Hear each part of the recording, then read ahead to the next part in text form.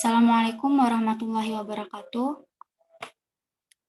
Yang terhormat Profesor Dr. Insinyur Komariatus Solihah selaku dosen pengampu mata kuliah kewarganegaraan dan teman-teman yang berbahagia. Sebelumnya izinkan saya untuk memperkenalkan diri. Saya Dayin Taang Ciptaan Gusti bersama rekan saya Vicky Amalina Slamet Haris. Di sini kami akan menyampaikan hasil kerja kami yang dengan topik civil society dan dampak fenomena COVID-19 terhadap Yayasan Penyelenggara Sekolah Swasta di Indonesia.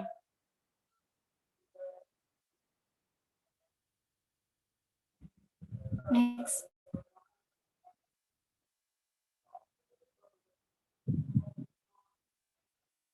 Next.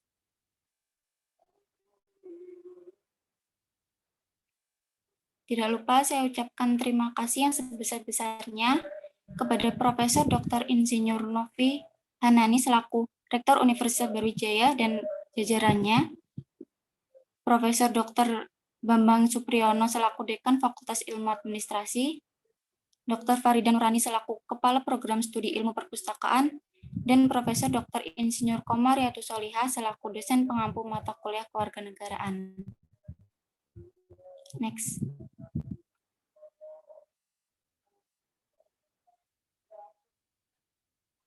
Berikut merupakan daftar isi dari materi yang akan kami sampaikan. Next. Selanjutnya akan disampaikan oleh rekan saya, Vicky Amalina, silahkan. Yang pertama, pendahuluan. Latar belakang, civil society merupakan konsep yang dilahirkan di Barat. Civil society memiliki peranan yang sangat penting dalam berbagai aspek kehidupan masyarakat, baik itu secara politik, ekonomi, sosial, maupun kebudayaan. Dalam rangka mewujudkan kehidupan, prinsip-prinsip yang diharapkan para tokoh reformasi pada umumnya muncullah gerakan atau organisasi di Indonesia, seperti organisasi kemasyarakatan, Yayasan Pembela Hak-Hak Perempuan, Yayasan Penyelenggara Sekolah Swasta, Komunitas Pejuang, Difabel, dan lain-lain. Yayasan Penyelenggara Sekolah Swasta, salah satu gerakan atau organisasi di Indonesia. Yayasan ini memfokuskan kepada pendidikan untuk memajukan pendidikan di Indonesia. Namun, sejak datangnya virus corona, pada tanggal 16 Maret 2020, sekolah-sekolah mulai diliburkan selama 2 minggu dan berlanjut hingga kini. Selama 1 tahun lebih, sekolah hanya dilakukan dari rumah atau dilakukan secara daring untuk menghindari persebaran COVID-19.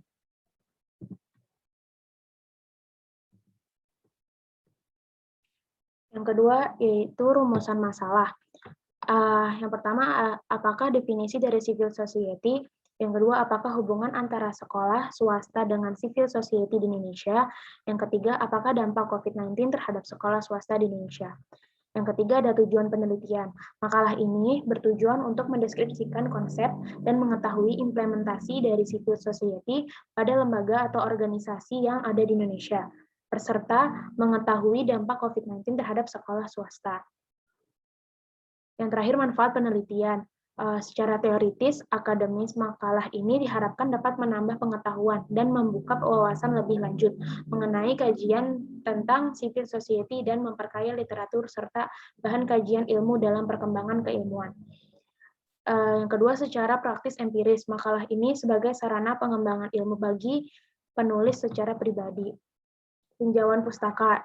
Yang pertama ada tinjauan empiris. Yang pertama judulnya peran organisasi masyarakat atau ormas dan lembaga swadaya masyarakat LSM dalam menopang pembangunan Indonesia. Metode dari makalah ini yaitu kajian literatur, sumber data yang digunakan adalah data sekunder. Hasil dan pembahasannya.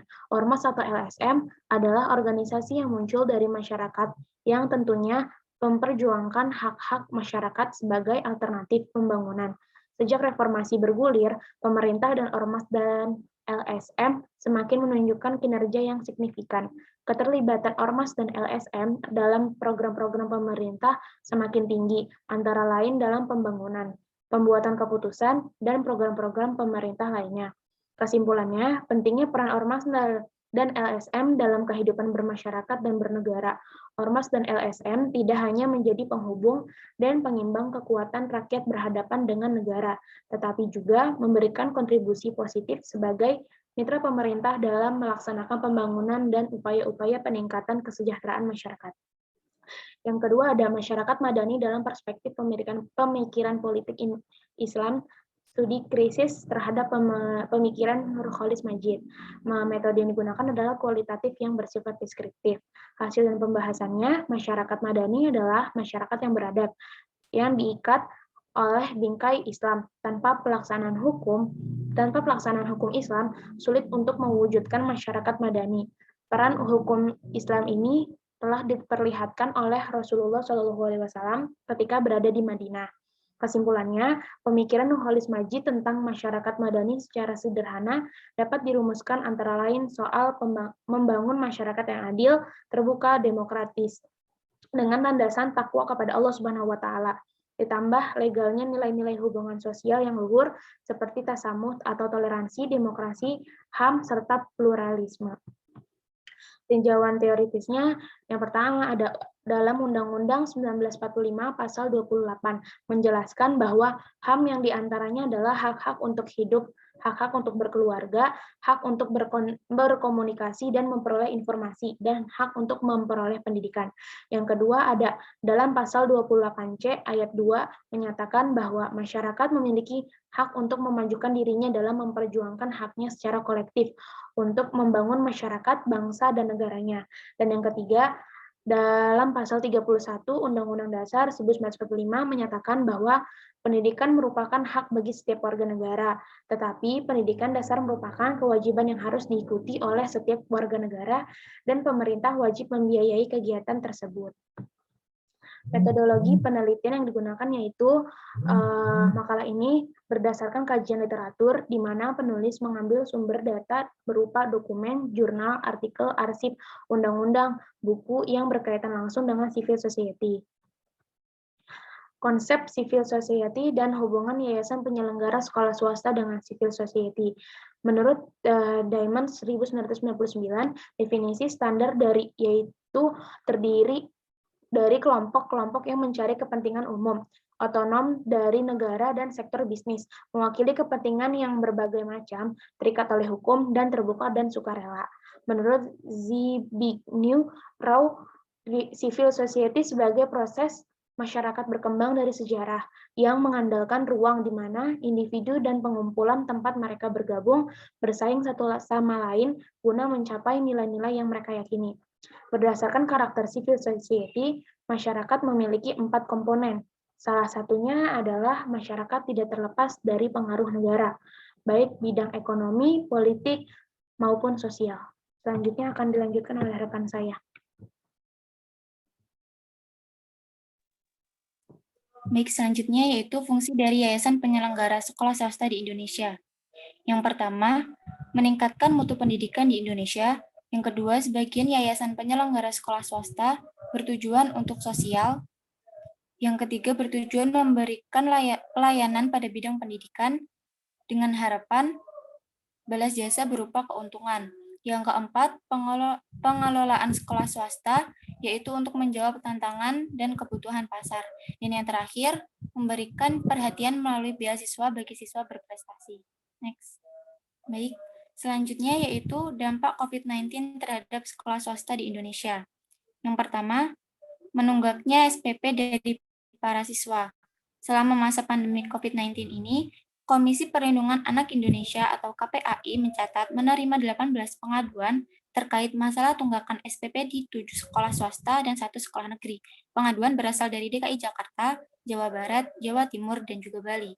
Akibat dari tunggakan SPP dari para siswa, membuat pihak sekolah swasta menjerit mengeluhkan sulitnya menutupi kebutuhan operasional sekolah hingga membayar gaji para guru. Yang kedua, kekurangan murid. Dampak dari pandemi COVID-19 pada bidang ekonomi membuat para orang tua tidak mampu membayar SPP. Oleh karena itu, mereka lebih memilih menyekolahkan anaknya di sekolah negeri atau sekolah swasta dengan biaya yang lebih murah. Dengan demikian, banyak sekolah swasta yang tengah menghadapi persoalan kekurangan murid. Dan yang terakhir, kualitas mengajar guru dan prestasi siswa menurun. Dengan proses pembelajaran daring, banyak guru yang masih kesulitan dengan itu. Karena keadaan yang seperti ini tidak kondusif, sebagian siswa-siswi yang belajar di rumah dapat melakukan apapun, Terlebih di rumah terdapat fasilitas yang memadai. Hal ini membuat siswa-siswi lalai terhadap sekolahnya. Dan karena tidak ada pengawasan dari guru, saat guru memberikan tugas, para siswa tidak benar-benar menjawab sendiri, melainkan mencari jawabannya di internet. Dengan begitu, siswa tidak benar-benar mampu menguasai materi dan akhirnya prestasinya pun menurun. Next. Selanjutnya yaitu penutup. Kesimpulan,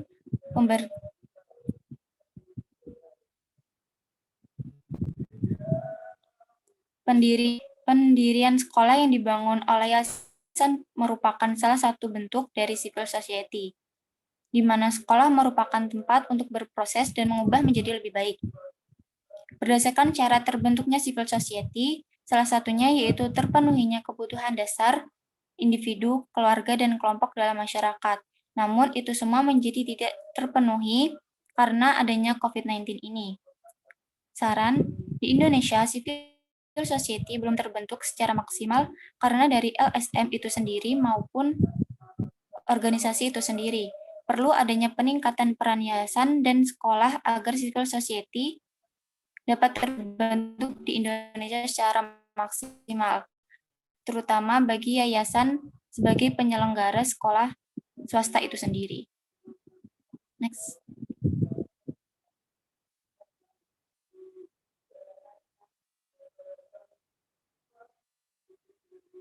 Berikut merupakan daftar pustaka yang kami gunakan.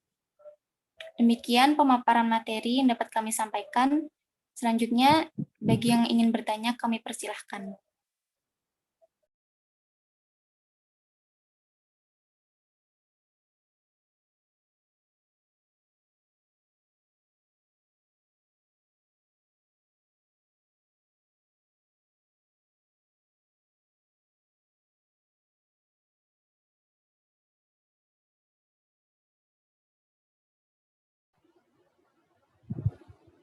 Permisi, izin bertanya. Iya, silahkan. Perkenalkan, saya Nadia Nurhanifah, izin bertanya. Apakah upaya yang dilakukan oleh pihak sekolah agar sekolah swasta dapat bertahan di masa pandemi? Sekian pertanyaan dari saya, terima kasih. Baik, terima kasih atas pertanyaannya. Akan kami tampung dulu. Apakah ada yang ingin bertanya lagi?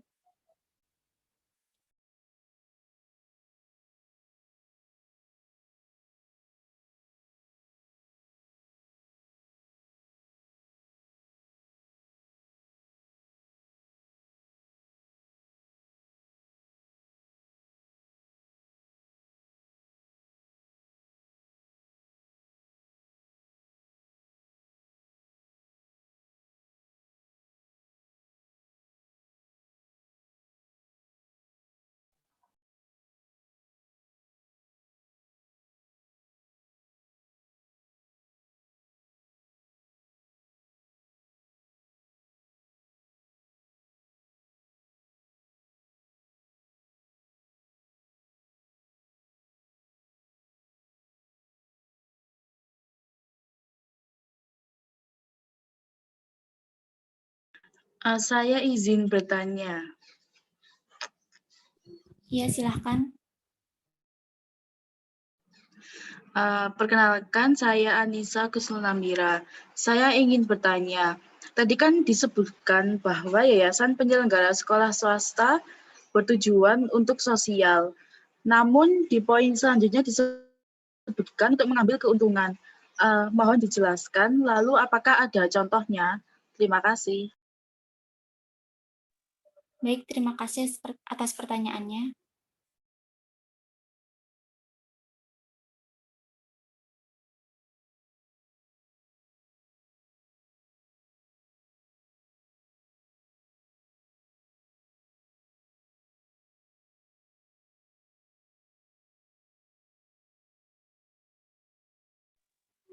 Baik, saya akan menjawab pertanyaan dari Saudari Nadia mengenai upaya yang dilakukan oleh pihak sekolah agar sekolah swasta dapat bertahan di masa pandemi.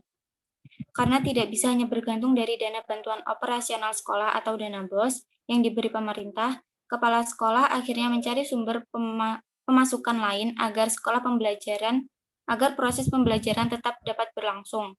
Salah satunya, seperti yang dilakukan oleh Kepala Sekolah SMP Islam Cendekia Cianjur. Yang pertama, yang dilakukan yaitu merevisi rencana kerja dan anggaran sekolah, sehingga kebutuhan yang tidak benar-benar mendesak akan dihapus dari anggaran. Yang kedua, memanfaatkan aset yang dimiliki sekolah, seperti hidroponik, kemudian hasil panennya dialirkan ke kas dan menjadi pemasukan untuk sekolah. Dan yang ketiga, melakukan pendekatan dengan mitra-mitra sekolah lain.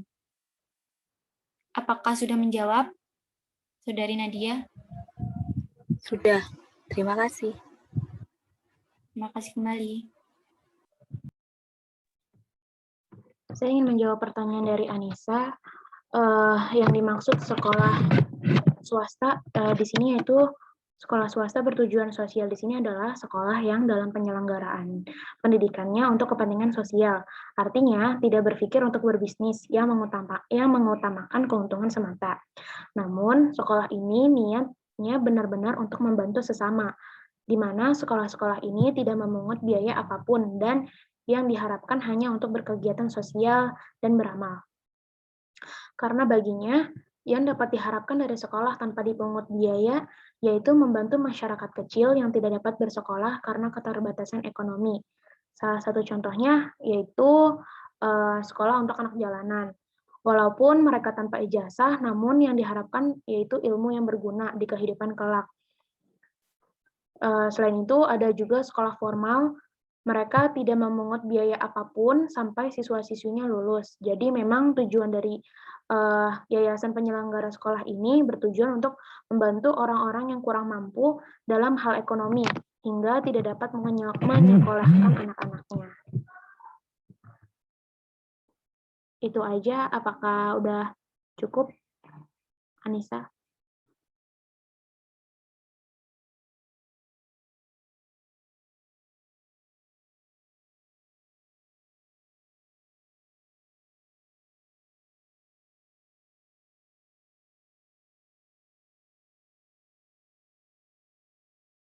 Iya, sudah jelas. Terima kasih.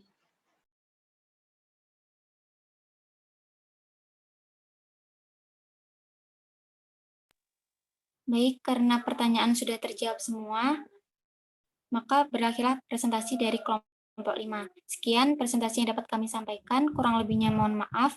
Terima kasih. Wassalamualaikum warahmatullahi wabarakatuh.